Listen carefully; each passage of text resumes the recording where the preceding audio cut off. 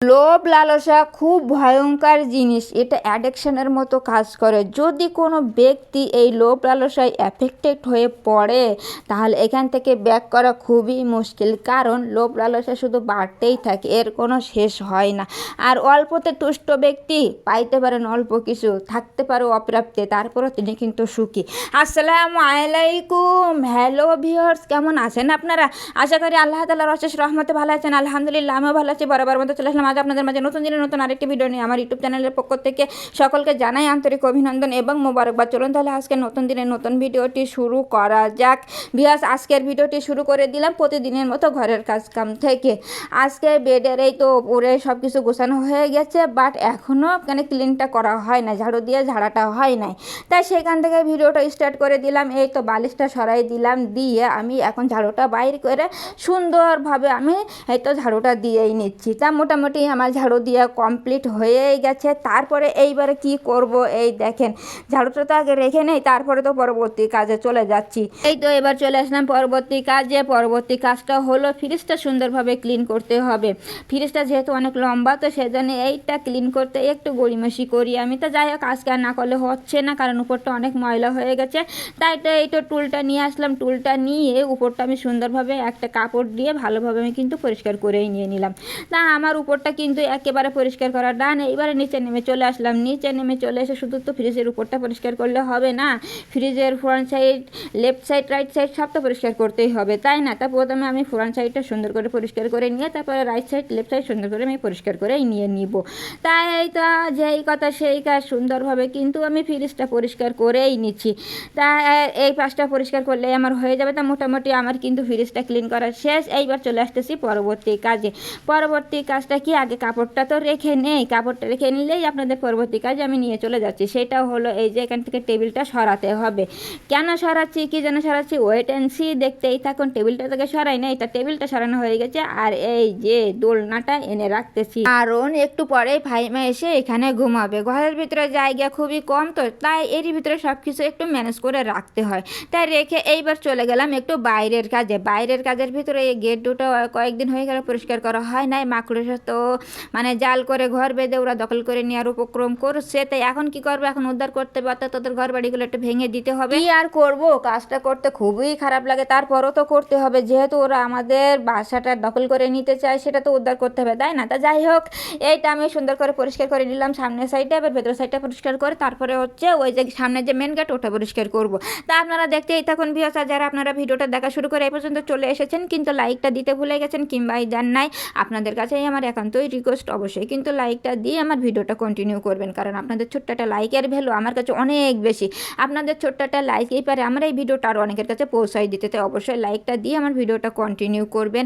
আর আপনাদের মহামূল্যবান মন্তব্য, যেটার কারণে আমি সবসময় ইন্সপায়ার্ড হই, আপনাদের সেই মহামূল্যবান মন্তব্যটা দিয়ে আমাকে একটু ইন্সপায়ার্ড করবেন, যাতে আমি আপনাদের নতুন নতুন ভিডিও উপহার দিতে পারি আপনাদের দিক নির্দেশনা অনুযায়ী। তা ভিউয়ার্স, আমার এই যে সামনের গেটটা হয়ে গেছে, তারপরে যে মেন গেট ওটাও পরিষ্কার করা হয়ে গেছে। এইবার আমি এখান থেকে চলে যাব, একটু কিচেনে চলে আসলাম। আর কিচেনের কাজ তো প্রতিদিনই থাকে, একই রকম কাজ প্রতিদিনই করতে হয়। কাজটা পুরাতন, কিন্তু প্রতিদিনই করতে হয় নতুন রূপে। কাজ পুরাতন হলে কি নতুন রূপে করতে হয়, আর সেই কাজই প্রতিদিন আমাকে করতে হয়, সেটাই আপনাদের মাঝে শেয়ার করি। প্লিজ বিরক্ত হবেন না, যেহেতু সকালবেলা খাওয়া দাওয়া তারপরে অন্যান্য কাজকর্ম সব শেষ। এখন থালা বাসনগুলো পরিষ্কার করা হয়ে গেছিলো কিন্তু গোছানো হয় না, সেটা আপনাদের মাঝে একটু শেয়ার করে দিয়ে দিচ্ছি। তাই এই তো একে একে থালা বাসন হাঁড়ি পাতিল যেটা যেখানে থাকে আমি সেটা সেখানে রেখে দিচ্ছি। আর ভিউয়ার্স, আপনাদের কাছে যদি আমার ভিডিওর কোনো একটু অংশ বিন্দুমাত্র হলেও ভালো লেগে থাকে, তাহলে অবশ্যই একটু বন্ধু হয়ে থাকবেন আর বন্ধু বান্ধবদের মাঝে একটু শেয়ার করে দিবেন, যাতে আমার একটু সাপোর্ট হয়, কারণ এই প্ল্যাটফর্মে আপনাদের সাপোর্ট, আপনাদের বন্ধুত্ব আমার খুবই প্রয়োজন। কারণ এটা এমন একটা প্ল্যাটফর্ম, এখানে একা একা কখনোই এগিয়ে যাওয়া সম্ভব না, পরস্পরকে সাথে নিয়ে একসাথে এগিয়ে যেতে হয়। তাই সবাই সাপোর্টে থাকবেন, ইনশাল্লাহ আমরা একসাথে আমাদের কাঙ্ক্ষিত লক্ষ্যে পৌঁছাই যাব। তা ভিউয়ার্স, আমার কিন্তু কিচেনের কাজকর্ম গোছানো একেবারেই ডান। এই যে থালা বাসন হাঁড়ি পাতিল সব গোছানো শেষ। এই তো একেবারে লাস্টেরটা সেটাও গোছানো শেষ। তাই এইবার এখান থেকে একটু আমার এই যে র্যাকের একটু ঘন্টা না দিলেও আবার লজ্জা পাই, তো তাই একটু ঘন্টাটা দিয়ে দিলাম। আর এখানে থালা বাসন হাঁড়ি পাতিল রাখছিলাম, ওখানে তো পানিটা পড়ছে, এগুলোও একেবারে মুছে নিয়ে একেবারে ক্লিন করে এখান থেকে বের হব, তাহলে এখানে আর কোনো কাজ কাম থাকবে না। তা মোটামুটি আমার হয়ে গেছে, এই যে একেবারে কাজ শেষ। এখান থেকে এইবার আমি চলে যাব, চলে যেয়ে এইবার কি দেখাবো একটু বাজারগুলো দেখিয়ে দেই আপনাদের। আজকে আনা হয়েছে একটা সিলভার কাপ মাছ। মাছটা কিন্তু মাশাআল্লাহ অনেক বড়ই আছে। তা এইটাই আজকে কাটা বাছা করে রান্না করা হবে। তা কেমন দেখাচ্ছে ভিউয়ার্স অবশ্যই কিন্তু জানাবেন। তারপরে আজকে আরও আনা হয়েছে একটা নারিকেল। এই সেই নারকেলটা একটু আপনাদের মাঝে শেয়ার করে দিয়ে দিলাম। আর আরও আনা হয়েছে ওল, আর ওলটা অনেক বড় ছিল, অতটা লাগবে না, তাই প্রয়োজন অনুযায়ী অর্ধেকটা নিয়ে আসা হয়েছে। তাই এই তো ওলটাই রান্না করা হবে। আর ওই মাছটা কেটে বেছে কিন্তু এখন এই যে ফ্রাই প্যানে দেওয়া হয়েছে, এখন সুন্দর করে লাল লাল করে ফ্রাই করতে হবে। তাই প্রথমে মাথাটা দেওয়া হয়েছে, আর যে কয়েক পিস মাছ ধরে একে একে দিয়ে তারপরে লাল লাল করে ভেজে নিয়ে নিব। তাই তো মোটামুটি দেওয়া শেষ, এইবার শুধু ভাজার অপেক্ষা। তো এই যে লাল লাল করে মাছগুলো ভেজে নেওয়া যাক। তারপরে এই যে চাল কুমড়া, এটা গতদিন আনা হয়েছিল, অর্ধেকটা ছিল, সেই অর্ধেকটা আজকে ভাজি করা হবে। তাই এই তো কুচানো হয়ে গেছে, মশলা পানিটাও একেবারে প্রিপেয়ার।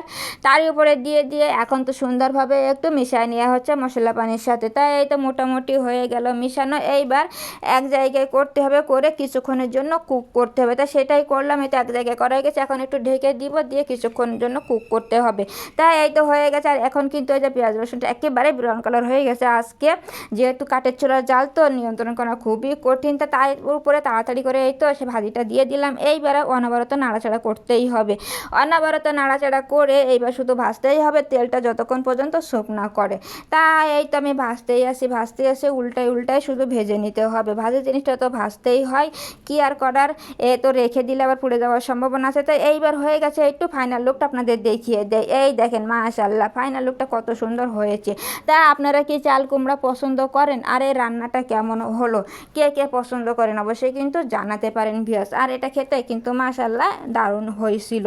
তাই এটা রেখে দিয়ে চলে যায় পরবর্তী রান্না হলো এই সেই ওলটা। পানিটা হিট হয়ে গেছে, পানিতে হালকা একটু লবণ দিয়ে এই তো ভাপিয়ে নিতে হবে, যাতে গালটা না ধরে। আর যখন ওলটা দিবেন অবশ্যই একটু পানিটা গরম করে তারপরে ওলটা দিবেন, তাহলে একটু উপকার হবে, একটু কম গাল ধরবে। তা যাই হোক, এই তো ভাপিয়ে পানিটা সরানো হয়ে গেছে, মশলাটাও প্রিপেয়ার করা হয়ে গেছে, আর তার উপরে অ্যাড করে দেওয়া হলো সেই ওলটা।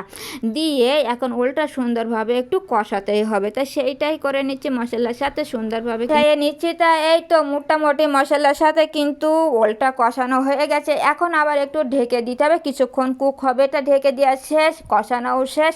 এখন কিন্তু পরিমাণ মতো পানিটা অ্যাড করে দিয়ে দিলাম। তো পানিটা দেওয়া শেষ হয়েই গেছে। এখন যেহেতু পানিটা দেওয়া শেষ হলো, এখন তো সুন্দরভাবে একটু মিলাইয়ে নিতে হবে। তা মোটামুটি এই যে মিলানো শেষ, আর এইবার কিন্তু ঢেকে কুক করতে হবে। তা ঢেকে দিলাম, আর এইবার মাছ দেওয়ার টাইম চলে আসছে। ওই যে মাছটা ভেজে রাখছিলাম, সেই মাছটা কিন্তু এখন একে একে অ্যাড করে দিয়ে দিলাম। প্রথম মাথাটা দিয়ে তরকারির ভিতরে একটু ঢেকে দিয়ে দিলাম, তা না হলে মাথার ফ্লেভার তো তরকারির ভিতরে যাবে না। তাই প্রথমে ওইটাই দিয়ে দিলাম, তারপরে এক এক পিস মাছ উপরে উপরে দিয়ে এই যে তরকারির ভিতরে দিয়ে সুন্দর করে চেপে দিয়ে দিলাম। তাই এই তো হয়ে গেলে এখন একটু ঢেকে আর একটু কিছুক্ষণ কুক করি। তাই তো ঢেকে দিয়ে দিলাম। আর এইবারে দেখেন ফাইনাল লুকটা।